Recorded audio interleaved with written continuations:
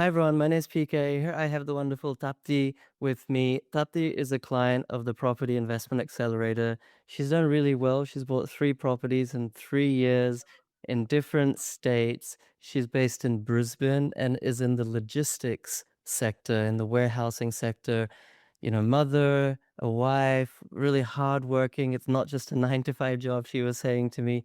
Yet she still found time and the energy, I think more important than time, the energy to start and grow her property portfolio. She's battled with things like borrowing capacity. She, at one point, couldn't even get a credit card with a $1,000 credit limit. So going from that space to now having 3 investment properties, plus, of course, her principal place of residence, is a really remarkable feat. And in this episode, I wanted to ask her a bunch of questions around these topics so that everyone can get benefit from her story, from her learnings, from her wisdom, and from her experience. So stick around right through to the end. And like I said before we hit record, Tapti, I'm really happy for you and many, many congratulations.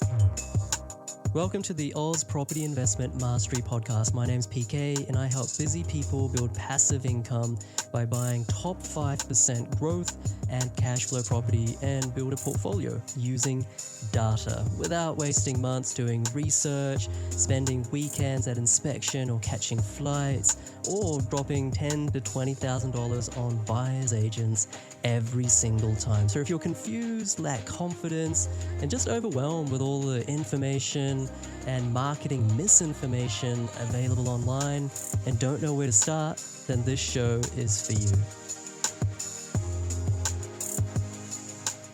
Let's start from the start like we always do. I think you mentioned before that you bought your principal place of residence in Brisbane in 2016. Um, Yep. like when you were buying your PPOR, were you thinking that at some point I'm gonna also invest in real estate, or did that thought process come at a later time? Nah, there was no thought of investing. Property investing was never on my agenda ever. So I come from India, and for us in our family as well, you have a good job, you have your primary place of residence, you pay off, and you'll have live happily ever after. So there was no agenda. So when we got our first property, my PPOR, we did not buy it just any freestanding house. We went into building a house ourselves, like with a contractor. So we ended up buying a land and then we built ourselves. Now I understand that that's the emotional decision. We cope for that, but yeah, it's worked out well. But there was no agenda of buying any investments. We were happy, we were settled. Life keep moving on until the time come. Right. And so like why wasn't it just happily ever after from there? Like at what point did you decide I want to get hundreds of thousands of dollars of debt and buy investment properties? It was never. It was all an accident. So I keep getting calls from different loan providers because I was looking for refinancing to get a better rate, like everybody do. So I got a phone call, and then one of the guy, and I happened to answer one because usually I'll say I'm not interested and then just hang up. Yes. So one time there was call from one of the provider, and they said, you know that you don't have to put any money and you can buy another house. And it was like, so I don't have to pay for it? And the guy said, no, you don't. And it's like, how does that work? And that's how I learned about the equity and how things works. But yeah, that was all a mistake. This was not intentional. And then not a mistake. I won't say a mistake. It was like it was not an intentional decision. But then when he said you don't have to put any money and you can still buy a house, that was very exciting. And that was like, okay, look me in. How do I work? Like, get me to it. And then that's how I entered into the investing. I started consuming your content long time ago, but not to a level where I was like actually listening. People listen when they're ready. Sure. Sure. Yeah. So when he said that this is the time that you can do it that way, then I sat down that day, went through all your YouTube videos and how it was the equity, and it's like, okay, that makes sense now. I know this is not a scam. So yeah, that's how I got into property investing. Oh wow. That's yeah, I never heard that before. It's like sometimes salespeople, Yeah, they can kinda have a really positive impact in your life, and it's so true as well, like, sometimes you can be hearing the right thing for a long time, but, you're just not r it's just not ready, like, you're just not ripe for it, but then, you might just hear that same thing, like, for the 4th time or 400th time, but that time you're actually listening, and then it goes Yeah. in and it just clicks, and that moment can change your life, so, like, did you have to kind of convince your husband to, like, do all this, or did it also click for him at the same time? No, with my husband, he trusts me a lot. So whatever I say is fine as long as it's not gonna be a problem or challenge or change lifestyles in our family. So I just told like I found a way. I saw all the videos of PK. I'm very much convinced. I trust this. We have to do this. And he said, do I have to do anything? Do I need to change anything? It's like, no, you don't have to do anything, but I'm doing this. But if there's anything problem, you have to support me. He said, okay. So yeah, that's like he'll always say yes to everything. Like he trusts me blindly. And I know that if things goes wrong, he's always going to be on the other end supporting me. We are in this together, but he doesn't want to be anything a part of this whole thing. He doesn't want to get involved. Wow. Well, you have a fantastic husband. I know a lot of people would kill for that kind of support and faith and Yeah. trust. So that's really amazing. And so then in 2023, you bought your first place over just south of Perth in the Baldivis area. I don't think you had done my course by then, but you bought that through just the free content on my YouTube, I think. That is correct. That is correct. So when I was looking for where to buy, I watched all your YouTubes. Like I did like 2 weeks of straight watching all your YouTubes. At that time, you were talking about Perth. It's still booming. Nobody else was talking, and I think people were talking, but they were not. They were not very confident. And then I was like consumed all your data, and then all it struck to me was Perth, but not the areas because of course that comes with the course.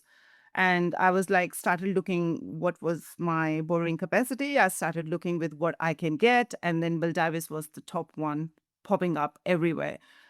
It was popping up because there's a lot of land over there. There's a lot of home and land packages over there. But I didn't understand any of that at the time. I just saw Bill Davis. I just clicked and I just bought. Super easy purchase. Like there was no negotiations and nothing, which I learned now. Was like, I could have done this better. But like, yeah, getting into Perth just with your free content was a big hit for me. And I still think that I had the chance to buy two at the time. If I paid more attention, I could have bought two in Perth and then I would have been fine. But I just bought one because I was too scared.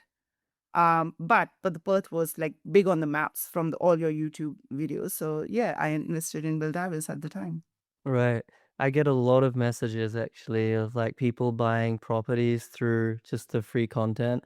And, they say, I never did your course, so sorry about that. But I bought this property. Thank you. I got so many messages on like my Facebook and Instagram DMs. And actually it gives me a lot of joy because like sometimes people like, I don't know what it is. Well, there's 2 schools of thought. One is like, well, if you wanna spend $500,000, why not do it, like, right, and don't leave any money on the table and optimize it and, don't make any mistakes, so why wouldn't you get some education?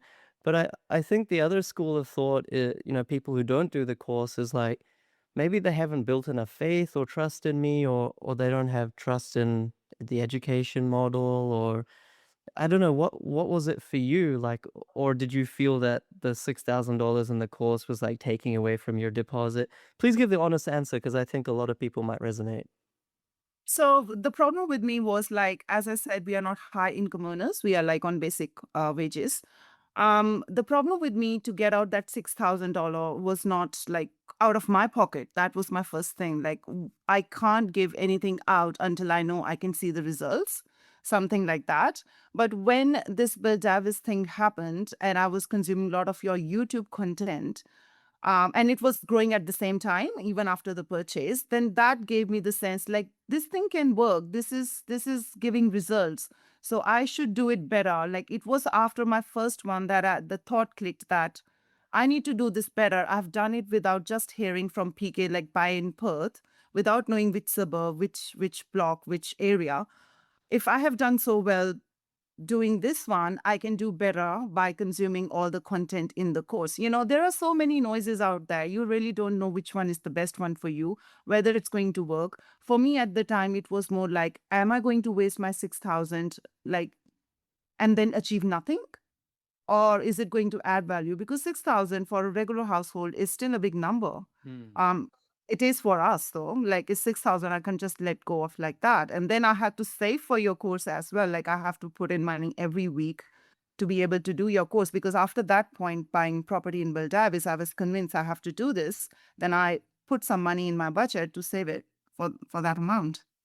Yeah. No, I think that's a really really good answer. And yeah, there's something to be said because, everyone's trying to sell something onto you, whether it's in cryptocurrency, real estate, this or that. There's so many like scams or just people like trying to make money off everyone. So it is hard to trust, I think. And there's something very tangible about doing it yourself, seeing the result, and then being like, okay, this thing works. Whether it's PK's thing works or just property investing in general, like it really works. So now let me double down on it. The the alternative way, which for some people might have the same effect, is to monitor a market, to let's say Baldivis and say, okay, I'm not gonna actually like quote unquote gamble. I'm just gonna see, okay, PK saying to invest in here. Let's see how it performs in the next 6 months. If it goes up, then okay, it worked. And like now I have the trust. But different people work differently. And I think that each is to be respected in that way.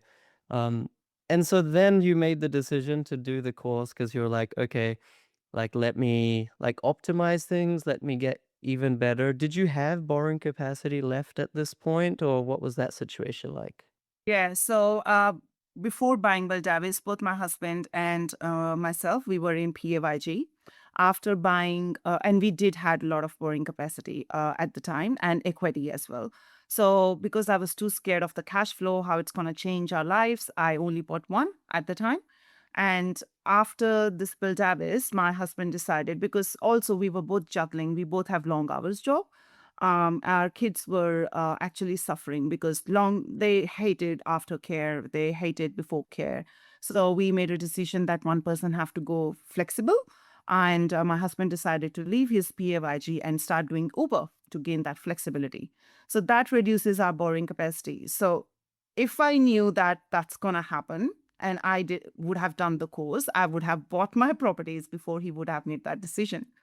But then at that time, it was the right decision for kids, for our family.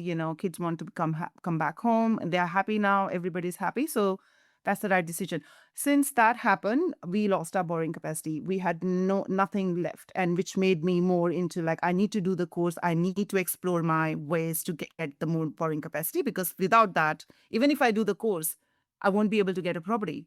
Hmm. So, but in your course, and also there's a great community support as well. While I was doing your course and the areas how I can increase my borrowing capacity or look into the other ways of buying a property opened up as well.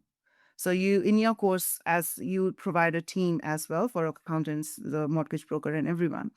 So that team that I built gave me the confidence to buy my next property, even though I had no borrowing capacity left at all. Like there was nothing. Right, right. And the second property was in Mackay. I want just to kind of give some advice and guidance to people on how they can improve their property investing. What things did you do differently when you bought in Mackay versus buying in Perth? Like now you had done the course, so like what was the value add, I guess? Or what can you share with everyone saying these are the things that I learned and this is what you should do? Yeah. So I did understand that a state or a region is not the answer where you should be buying. It depends, comes down to the macro of it. It comes down to which suburb, which street you need to buy, and which is going to perform. Before buying in Beltavis, like I did not know about the flood maps. I did not know about any of like things to look at, the bushfire, the consuls, the what are the restrictions, nothing of that sort. But now I can see, like, it should have a good street appeal, good neighborhood, how to see there's any public housing, like small things that you can find in order to buy a house. There are like so many things you have to go through to find your perfect property. It's not the perfect property, not always you're going to get that, but you get very close to that, where you can sit and decide, okay, what things I need to now risk it, like which imperfections am I okay with. But in Baldavis, none of that I could see or even think about those.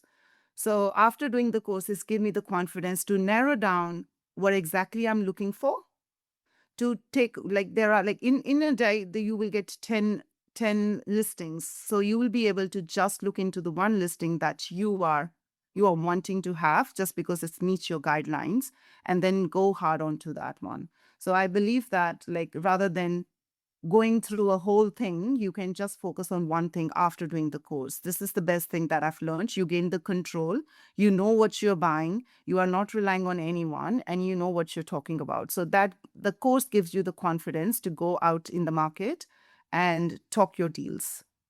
Like, Really. that's what I learned. That's what I did differently. I did nothing for Baldavis. I could have done so much better, but no. Okay. You're lucky that Baldivis is kind of a um low risk suburb in the sense that it's not like in like a massive flood area, or had you gone blindly into Townsville, like you could really get hurt. But Baldivis Yes. and is like, I think if there's one area that you want to invest in blindly, it's probably Baldivis back then. So I think you I, lucked I out just maybe.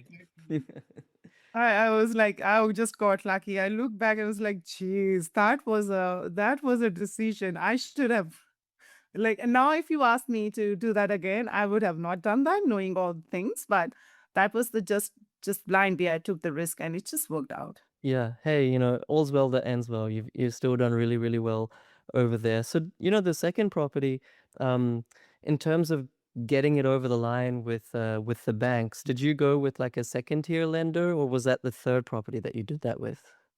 I did that with the third property. So with the Mackay one, as I mentioned, I had nothing left, no borrowing capacity left. So while doing your course, and there was one of this in your mentoring sessions that you do weekly, there was this segment. I can't remember who you did it with, but this was a segment with about SMSF. Uh-huh. So how to create a SMSF, how you bear trust and all that.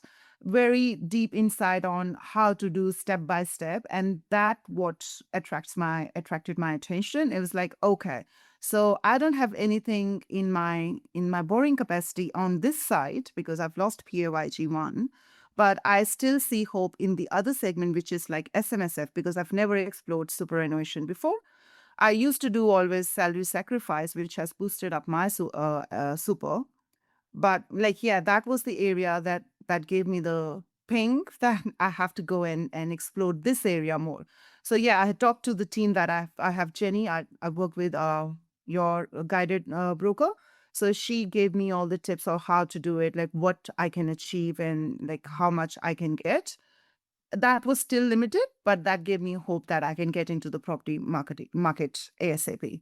So I bought that property in SMSF because I had like 450 borrowing in that. I didn't want it to use all the 450. You need to keep a little bit buffer for oopsies moments. So I went and looked for properties under 400,000, and I got one. And can I ask, so I get asked this question a lot that, hey, PK, I have $100,000 in my SMSF between husband and wife, or 150, 200, 250 between husband and wife. I'm not sure if you're comfortable sharing. If you're not, that's completely fine. But like, how much money did you use from your SMSF to buy this property? So I had 120 in my super. So that was all I have. I didn't put anything further on that. So the same money was used to create SMSF. Same money was used to create trust and also the borrowing. So that's all I used. It's very easy to get under like in 100, but I was still left with 10,000 ish after I've bought the property in that SMSF. Wow. I was expecting you to say like you had 150 or something. I think technically some lenders say that you can go down to like 120, 100's okay, but yeah, I feel that you just made the grade. Like, yeah, I Yes. think it will give a lot of hope to people who have maybe 100, 110, 120,000 that they too can invest. And of Yeah. course, because you're giving a larger deposit, then the property is basically going to be paying for itself because the amount of debt is less. Yeah. Um, has the property gone I think this one was bought in 2024, right? Has it gone up much since then? Yeah, this one was bought in August 2024, exactly 1 year ago, and it has gone up. I haven't done my CMA, but I have the RP data report which says it has gone up by 77,000. So we don't pay anything from our pockets, like obviously, and Super take cares of it. But yeah, it has grown up to 77 and it's giving me a yield of 6%, so which is great. That's brilliant. And, I think this is a great thing about SMSF. It's like within a SMSF, you can't, even if you wanted to, like, develop the property or put a granny flat or subdivide it. So it really is a set and forget property, and then, like, you know 20 years down the line, 30 years down the line when or whatever, when you retire, like all of your hard work now, you'll see the fruits of it where the yield on purchase will probably be up to like 15, 20% by then. It will be giving you tens of thousands of dollars in a more tax effective manner as well. So I think that's a great thing that you did. I did want to ask, you got a couple of kids, um, and you mentioned that they didn't like, aftercare and stuff like that. With you having done the course and then buying properties, how are you managing all that? I mean, it's not a part-time job, but like it's still work, like quote unquote. How are you managing that with your family responsibilities? PK, I would say when you know this is your way to freedom, you just find the time. So after work, like the way I used to do it is I used to dedicate some time on Saturday and Sunday to just like nobody to disturb me to just do the course. It's not going away from my responsibilities, just like changing that me time into my study time.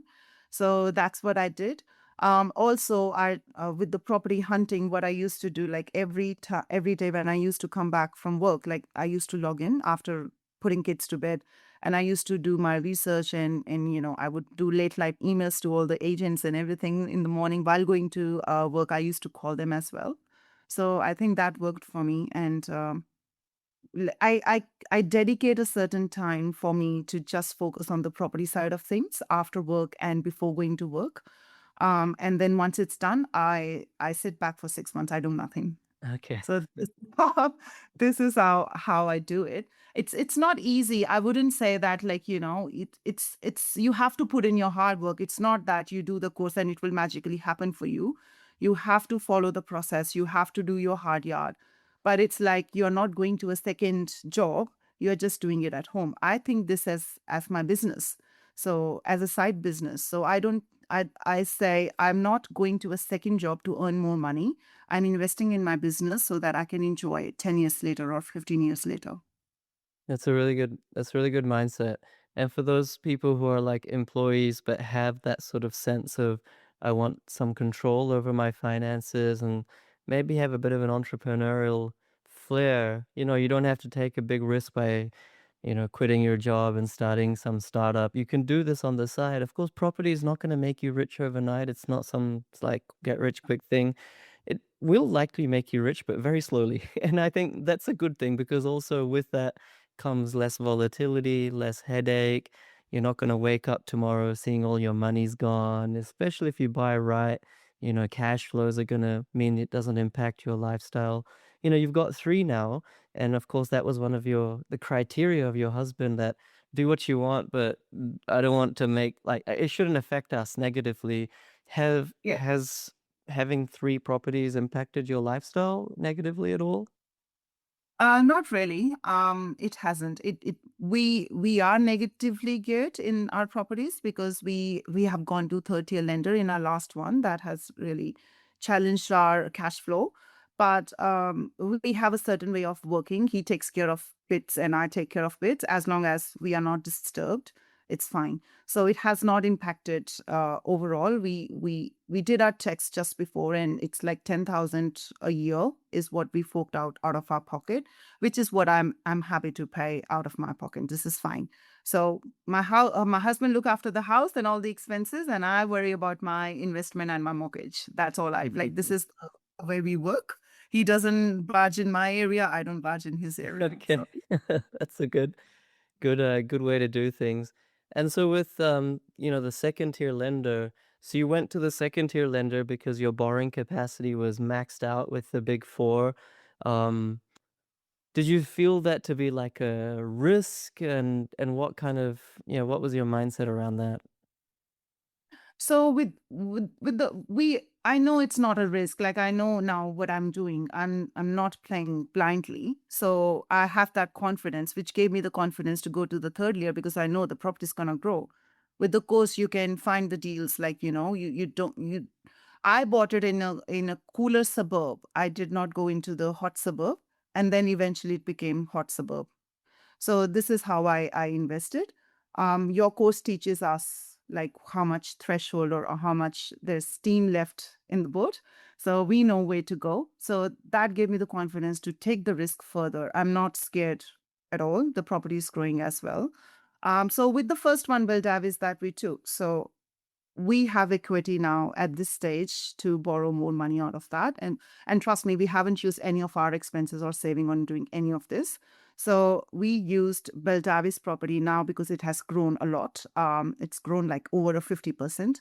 So it gave us a sense of borrow that money out of that property and then inject that as a deposit into 212 Dean Street. So yeah, so that's how we went ahead. Third tier lender, interest only, and it's paying. It's fine. A little bit goes out of our pockets, which is manageable. So we did that, the budgeting, that tool that you provide in your course as well. We did all the maths. We put all the percentage rate of interest and see that we will still be fine. So yeah, it's fine. And the rates are decreasing now two Yeah. times. Cherry on top. Exactly. What interest rate are you getting by? I'm just curious, in that second tier lender, what rate are you paying? It is big one. I have it written somewhere. I believe it is six. No. Um, Let me see. Let me see. I have it written down because I'm very big on these percentage. 7.59 is what I'm paying. 7.59. Okay, so probably around 1% to 1.5% more than if you had gone with a Big Four lender. So Yeah. it kind of does pinch a little bit, but then interest rates are coming down as your y- property grows in value. The LVR will come down because your loan amount stays the same, and so then you can refinance and get a lower rate because your risk profile and the bank size will be lower because you've got all this equity. But is your plan also, like, at some point, do you ever foresee refinancing away from the second tier lender, going back to a Big Four and getting that interest rate down? 100%. 100%. We will be looking into that. The big thing that we are discussing now with my husband as well, like we need to go back to a little bit of PAYG, a little bit more, because flexibility is all good. Kids are happy, but like find that balance of a part-time job, which can give us a little bit oomph on that borrowing capacity. Also, it will help us negotiate a better rate with the banks as well. This is something that we will be doing next year, starting next year, because the my older one will be older enough. He'll be going to high school, and the youngest one will be, independent as well. Like she's independent, but like this is something that we have planned for next year to do that. Yes, so everything is set in stone. We are going to do that. Plus, in our primary place of residence, we have heaps of equity that we want to explore. And the idea is going with the Big Four, because if we go with the second tier lender, it's going to hurt us a lot. Mm. Currently, our PPOR, we haven't touched that. It's with the first tier. Um, and we don't want to divert from that because we like the low interest in our PPOR, paying low interest. We are not going to claim that back. So I don't want to pay more onto that. Right. That's You know, your kind of story, it reminds me of this quote I just read yesterday that we should use our 9 to 5 to fund our 5 to 9 so that we can get out of our 9 to 5. In other words, use your job like you are to use borrowing capacity to then work hard after your job, like 5 p.m. to Yeah. 9 p.m., so that ultimately you don't have to work 9 to 5. And I think that's a really testament because, like you said at the start, you know, you guys aren't like super high income earners. You're just like modest income, just everyday people, but you're just like hustling, you're working hard. You've got kids. It's not like you're ignoring your family responsibilities. You got kids, you're managing everything, but you're working hard so that it's buying you freedom in the future and obviously will then setting your kids up in the future as well. And just really, yeah, really it's for me it's really nice to hear stories like this because it's not that property investment is just for like surgeons or investment bankers or like these people who earn multiple hundreds of thousands of dollars a year. You can be earning even less than you know, a six-figure salary. Like you're saying your husband, you know, for a time he was an Uber driver. Like for me, that gives me a lot of joy that it's just these hardworking people that are thinking laterally and like using real estate to get ahead because otherwise, in Australia, I mean, I'm not the smartest, but I don't really see many other opportunities for everyday people who are working to like get ahead. I mean, there's a stock market. A lot of people can make a lot of money in crypto and stocks, but for me, I just get the sense that the majority of people put that in the like too risky, too volatile, too hard to understand sort of bucket because it can all sort of come crashing down very quickly as well. So, yeah, I'm just really overjoyed to hear your story. Is there some question that I haven't asked you, or is there like any maybe let me ask this, like what's your biggest piece of advice or let's say 3 golden nuggets that you've learned in your experience now having bought 3 properties in 3 years that you can share with other people who maybe are like in your position in 2023? Maybe they've got that call from some random person trying to sell them something and that just clicked and they want to start investing right away. Yeah. No, I just want to say that if you really want to like get away and receive have your freedom, you need to start somewhere. 9 to 5 is not gonna give you the freedom. And if it would give you freedom, you would already have that freedom. It is not giving you, just start somewhere. It is always like I always felt very shy to talk to people about like investing, who to go, how does this work. Feel free to ask questions. Like nobody's gonna kill you or bite you. Like they're normal human beings. Like I had this big stigma. I can't go and ask the question. Oh, they person gonna think very poorly of me. Just go ahead. What's the worst gonna happen? You're not gonna get the right answer. That's fine. Get the another person. Just start talking about it. You never know where is the right advice and when is the right advice gonna come to you. You just have to talk about it. Share your challenges. Share your everything, and the right information will come to you. And start somewhere. You have to start. You have to look for answers, and the things will come to you. It's always does. But you cannot. You need to open the doors and listen to the universe or the people. I love that. That's great advice. And if I can ask as well, maybe somewhat cheekily, you know, if someone has 3 to 5 hours a week over 1 or 2 months, you know, has that kind of energy and is on the fence of doing the course, you know, $6,000 maybe for some people isn't a lot of money, but for other people it's a lot of money. You know, if someone really wants to invest, do it right, has that bit of time, you know, what's your advice to them? Go ahead and take the risk. If you don't take the risk, you're not gonna do it. So you're not gonna achieve anything. You should take your first step. The first step is the hardest, PK. Once you take that one first step, the things will go easy. You need to take that one step. Wherever it is, like you need to start. I feel that you should be a mindset coach. You're like very confident and you have a lot of conviction in the way that you answer. So it's really, I was just really happy to talk to you and I'm really pleased for what you've achieved. It's especially nice when like, you know, the wives take control of the finances. Oftentimes it's the other way around. And sometimes us husbands sort of mess it up. But I've found that, you know, when the fairer sex kind of puts their mind to something like, you know it's gonna get done. You guys have amazing determination. So all congratulations to you, all kudos to you. I'm really, really happy for you. And once again, yeah, well done. Thanks, PK. It's a pleasure seeing you on a Zoom call. It really is. You've been a great mentor, and I wouldn't have achieved any of this without your support in the mentoring calls and everywhere. Like, I really appreciate whatever you're doing for the people like us. It's really amazing. Thank you so much for that. No, thank you as well. And the gratitude runs both ways. I wouldn't have the life satisfaction that I have without, all of you amazing, people that sort of work with me. And I really can't take much credit because I just provide you with resources and mentorship, but you're the one who actually has to take the baton and run with it. Like you said, it's work. It's not a magic pill. You can't just pay $6,000 and expect, like this beanstalk to all the riches to fall from the sky. It doesn't work that way. So actually, all the credit goes to you. So it's really a real great pleasure for me to speak with you, and for everyone who's listening. There's like over 200 of these types of episodes on my client results playlist on YouTube. Amazing people like Tapti. I always say this, and I really do mean it. I really don't care if you do the course or not, but the most important thing is go through those client interviews.